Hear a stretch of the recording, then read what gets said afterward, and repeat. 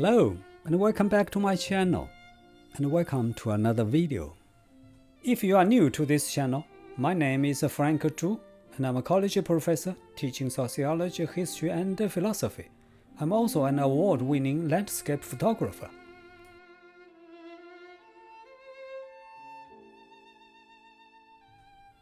There is no doubt that communication is extremely important in our daily life. However, communication does not always happen the way we want it to. We all have the experience of misunderstanding others or being misunderstood by others. In my sociology lectures, the topic of misunderstanding and misinterpretation in social interaction is a topic many students find extremely helpful. Living in a multicultural society as America, my students are particularly interested in finding out how different cultural backgrounds may cause misunderstandings. In today's video, I'm going to list a few common situations in which misunderstandings are likely to happen and discuss why and how they happen. My emphasis will be on cultural differences, especially between Eastern and Western cultures, because according to my observations, this is the most commonly overlooked situation.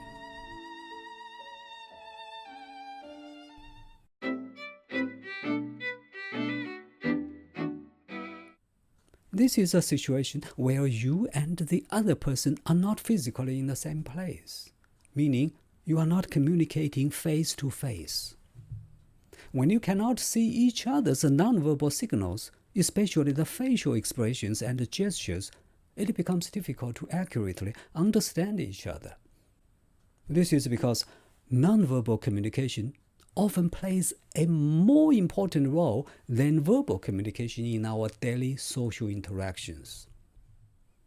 It is interesting that people rely on nonverbal signals and have got used to them so much that they always have a lot of facial expressions and gestures whenever they talk.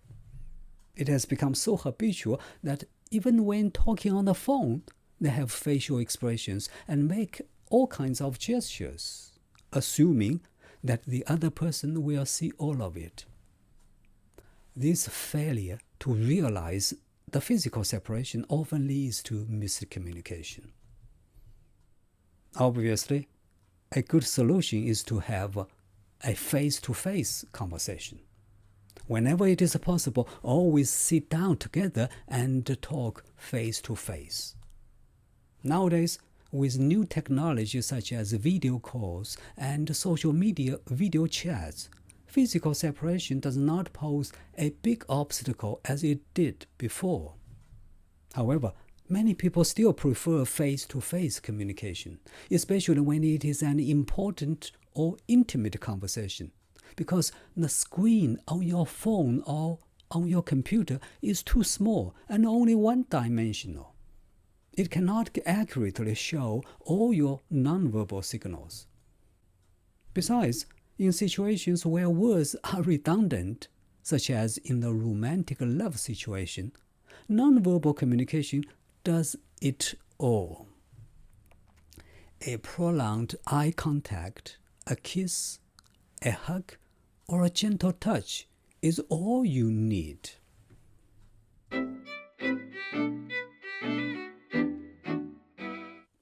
Status difference may be another situation where misunderstanding can occur.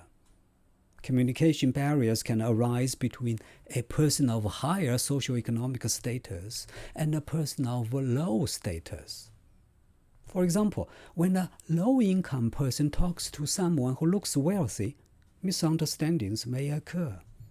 They may read each other's body language in the wrong way. One person may see the other as showing off or arrogant, simply because the other person is wearing an expensive wristwatch. Misunderstanding may also occur in the manager-employee situation, in which the words or the body language of the manager or the employee may not be understood as expected. I know this for a fact because I used to be the chairperson of a big academic department with over 40 faculty members for many years. Once, a new and young faculty member was called into my office for a small trivial student issue. It was probably her first time to talk with me face to face in my office. Sitting across my desk, she was visibly nervous, so nervous that she stuttered and couldn't find proper words to explain herself, although I knew that she was very expressive when talking with her peers. I remember I made special efforts to prevent a possible misunderstanding by her. I cited this example because I believe a situation like this is quite common at workplace. So, what should you do? Well, when you communicate with someone of a higher social status, be self-confident. Keep telling yourself that you are as good as the other. On the other hand, if you are the other guy or a manager, be considerate and sympathetic. Put yourself in their shoes, and you will be less likely to misunderstand them or be misunderstood.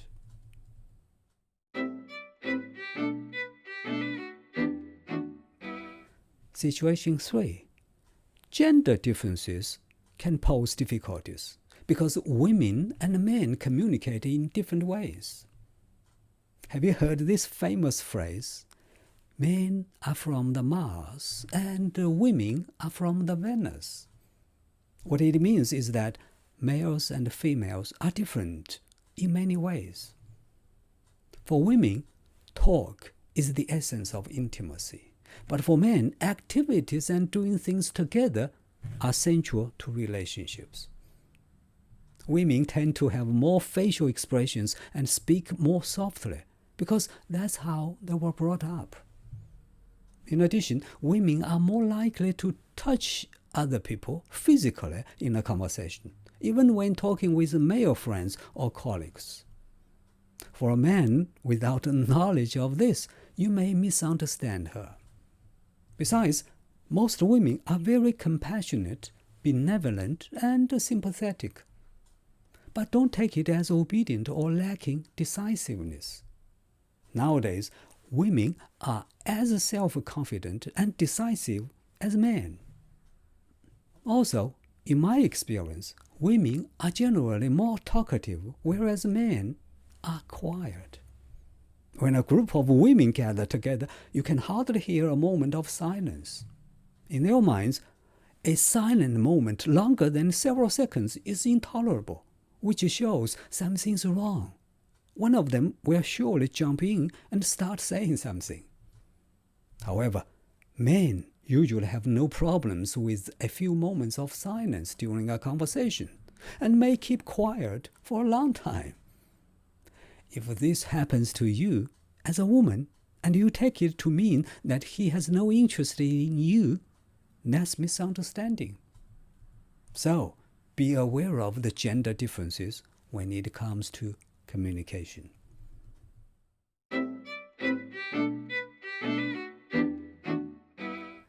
Situation 4.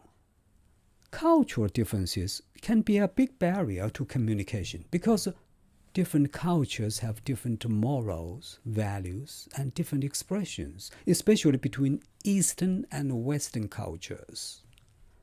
An understanding of these differences is particularly important in a multicultural society such as America, although I do know it is also true with Australia and Canada, both of which are multicultural societies, where I lived for long periods of time. For instance, eye contact is not understood in the same way by people from different cultures.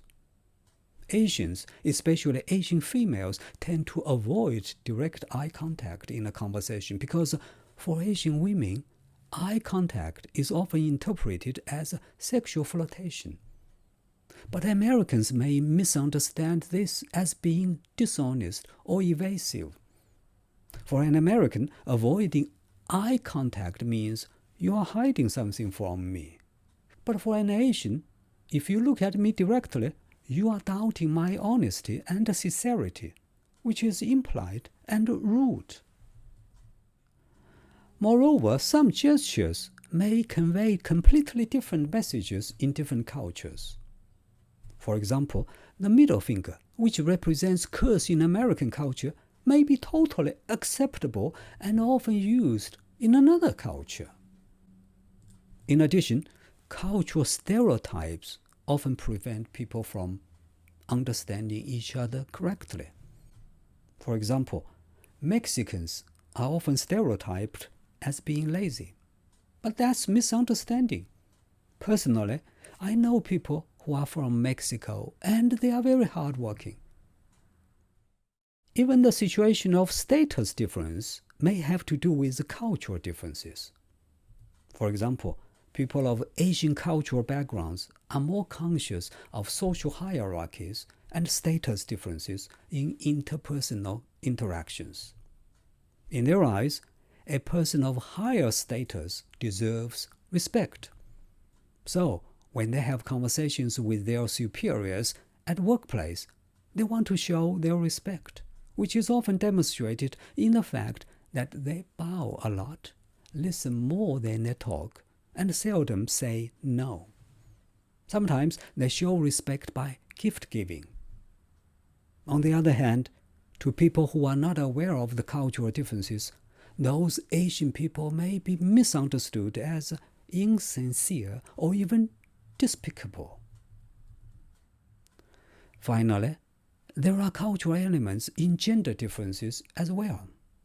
When interacting with men, women of Eastern cultural backgrounds tend to be more docile, passive, and indirect in expressing their emotions and opinions.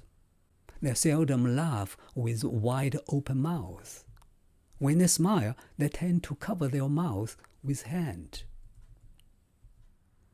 So, try to know more about the people whom you often communicate with, especially about their cultures. Be observant.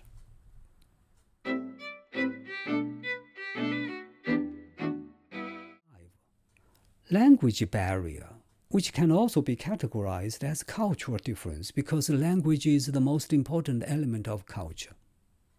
I'm referring to a situation where someone speaks with a very heavy accent. In America, regional accents are not a big problem. In some other countries, such as the United Kingdom or China, regional accents may pose a big challenge. In the UK, for example, if you are 100 miles away from London, you will be judged as having a sort of accent. Some Londoners will find it difficult to understand people from Scotland. Australians speak English with a funny accent, which was a culture shock to me initially. I remember the first few days after I moved to Australia, I was puzzled when almost everyone greeted me by saying, "G'day, mate." At that time, it sounded unpleasant and even a bit rude to me.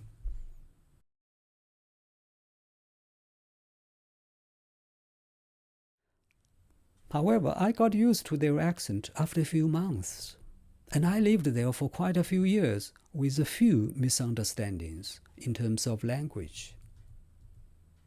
Here in America, the English language is not the mother tongue for many people.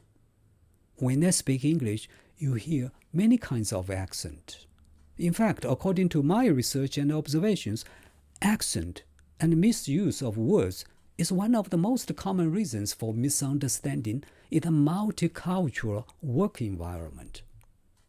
When you find yourself in a situation like this, and when you really want to convey important messages, the best solution is to write them down on a piece of paper to ensure that both of you understand each other correctly.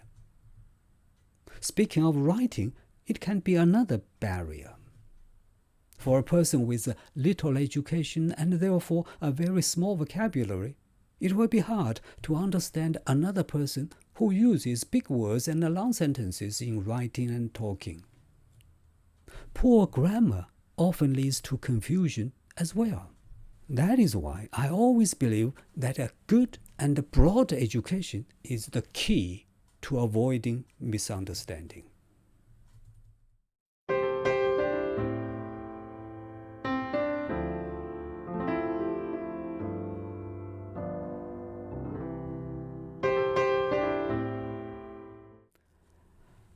Well, I think I have to stop here now because this video is already too long. Thank you for watching, and hopefully I'll see you in the next video.